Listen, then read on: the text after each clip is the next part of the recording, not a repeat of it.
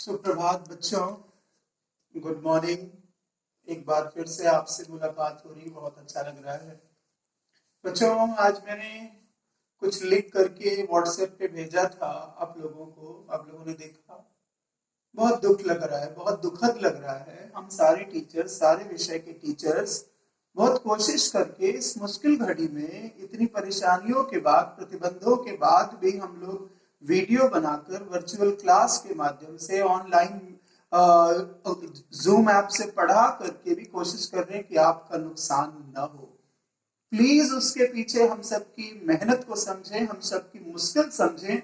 और आप जितने भी हैं आपके ग्रुप में, सारे के सारे बच्चे हमारे इस टीचिंग के एक्सपेडिशन में, अभियान में जुड़ जाएं, तभी अच्छा लगेगा, तभी सबका फायदा होगा, तभी सबका लाभ होगा। एक बात और कह देता हूं बच्चों, ये जो टॉपिक्स यहाँ हम लोग पढ़ रहे हैं ना, जुलाई से अगर हमारी क्लासेस चलती हैं, जो ऑफलाइन क्लासेस, तो ये टॉपिक वहां पर क्लासरूम में नहीं पढ़ाए जाएंगे। These topics will not be taught in your class। इसलिए प्लीज इसे रोज पढ़िए, होमवर्क करिए, उत्तर दीजिए। तो आज बच्चों हम लोग उसी पवन दूतिका के अगले पद्यांश को पढ़ते हैं, उसका भावार्थ पढ़ते हैं, उसके प्रश्न को देखते हैं और क्या है, तो शुरू करते हैं। बच्चों, आपको बताया था कि राधिका भगवान श्री कृष्ण के मथुरा गमन के बाद अकेली हैं, उनकी विरह से, उनके वियोग में तड़प रही है, दुख में जूझ रही है, कोई उनका सहारा नहीं है। ऐसे में आने वाले पवन के झोंके को, आने वाली पवन को वो अपनी दूती, अपनी संदेश वाहिका बना लेती है और फिर उससे अपनी सूचनाएं, अपना संदेश कोशिश करती हैं कि भगवान श्री कृष्ण सांवरे के पास वो मथुरा भेजे। और वो कैसे पवन को इंगित करती हैं कि पवन कैसे मथुरा पहुंचेगी और पहुंचने के बाद कैसे भगवान श्री कृष्ण को पहचानेगी। यह बड़ा सुंदर चित्रण है बच्चों इन पंक्तियों में कि भगवान श्री कृष्ण राधिका के सांवरे वो शरीर से कैसे हैं, उनका भौतिक रूप कैसा है, उसका अभिनव चित्रण है। सांचे ढाला सकल वपु है। हे पवन, मथुरा पहुंचना, मथुरा के राजमहल पहुंचना, तो भगवान श्री कृष्ण मिलेंगे तो उनकी क्या पहचान होगी। वपु का अर्थ होता है शरीर। वो ऐसे नवयुवक हैं जिनका सकल, जिनका पूरा शरीर सांचे में ढला हुआ सा प्रतीत होगा, दिव्य दैवीय होगा, सौंदर्यशाली और सुंदरता से परिपूर्ण होगा। भगवान श्री कृष्ण का शरीर सांचे में ढला हुआ, संपूर्ण शरीर सांचे में ढला हुआ प्रतीत होगा, दैवीय आभा वाला होगा, सुंदरता से भरा होगा। सत पुष्पों सी सुरभि, उनके शरीर से एक सुगंध आ रही होगी, सुंदर सुंदर खुशबूदार पुष्पों वाली सुगंध उनके शरीर से आ रही होगी। प्राण संपोषिका है, उनके शरीर से आ रही सुंदर सुगंधित पुष्पों की महक प्राण देने वाली है। पूरे विश्व को, पूरी दुनिया को, सबको जो है वो प्राणों से भर देने वाली है। ऐसे होंगे मेरे श्याम, ऐसे होंगे कन्हैया। दोनों कंधे वृषभ वर से हैं। भगवान श्री कृष्ण अर्थात राधिका के नायक, उनके दोनों कंधे इतने सशक्त होंगे, इतने प्रभावशाली, इतने ताकतवर होंगे, वृषभ वर, बैल। उनके दोनों कंधे इतने सशक्त होंगे जैसे बैल के कंधे, बड़े ही सजीले और बड़े बड़े बहादुर कंधों के साथ, बैल जैसे कंधों के साथ वे अत्यंत सजीले, अत्यंत सुशोभित प्रतीत होंगे।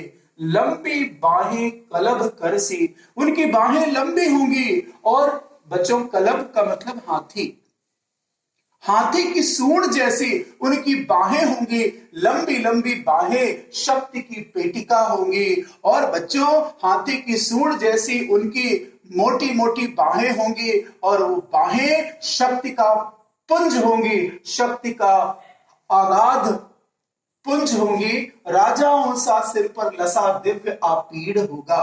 आपीड़ का मतलब होता है बच्चों मुकुट।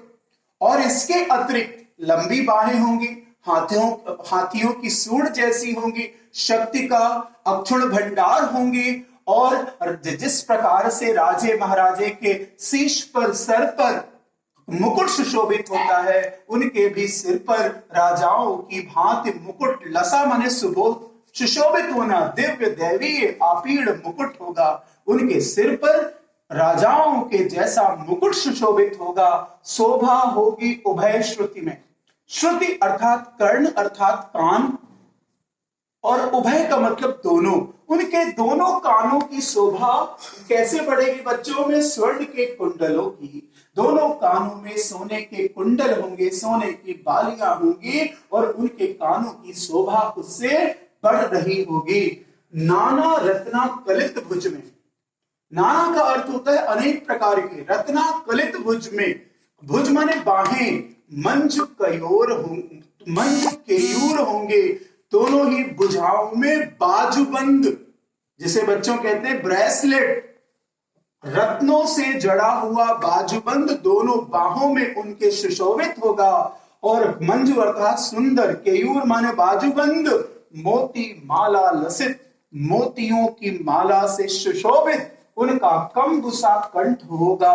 और बच्चों कंब माने शंख, उनका गला, उनकी गर्दन शंख जैसी होगी और उस गर्दन पर मोतियों की माला सुशोभित होगी। ऐसे होंगे मेरे सांवरे, ऐसे होंगे कन्हैया, इस प्रकार से हे पवन तुम उनको पहचानना, ऐसा निवेदन करती हैं श्रीमती राधिके। किससे बच्चों? कि पवन से, और पवन को अपनी दूती की मानती हैं, अपनी दूती मैसेंजर संदेशवाहिका मानती हैं।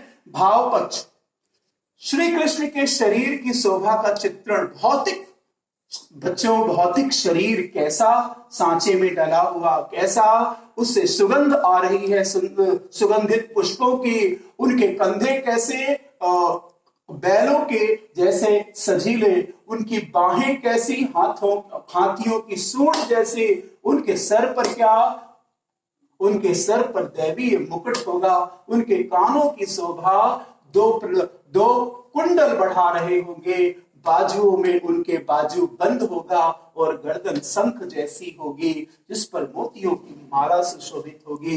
इसमें वियोग अलंकार है, वियोग श्रृंगार अलंकार। देखें सारी बातें कह रही है राधा, लेकिन हृदय में दर्द है, दर्द श्याम से बिछड़ने का है। इस प्रकार से वियोग श्रृंगार रस। और कला पक्ष में आए तो बच्चों भाषा है खड़ी बोली, अलंकार की बात करें तो उपमा अलंकार। आप देखो सत पुष्पो सी आ गया, उपमा हो गई बच्चों।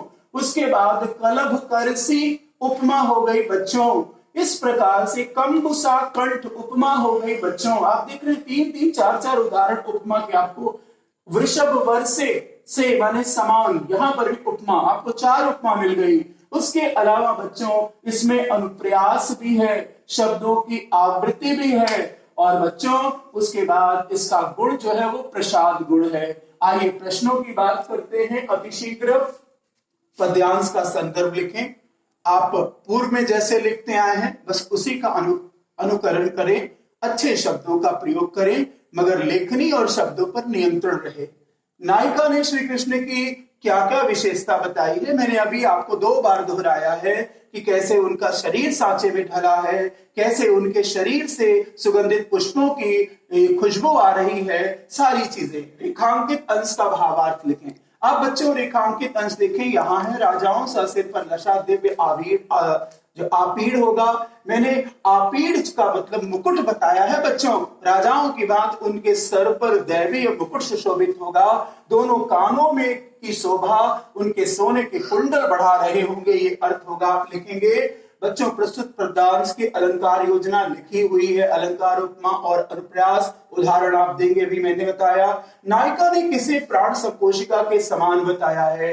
नायिका ने बच्चों उनके शरीर से आ रही सुगंधित पुष्पों की महक को, सुगंधित पुष्पों की महक को प्राण की संपोषिका, प्राणों को जीवन को देने वाली बताया है।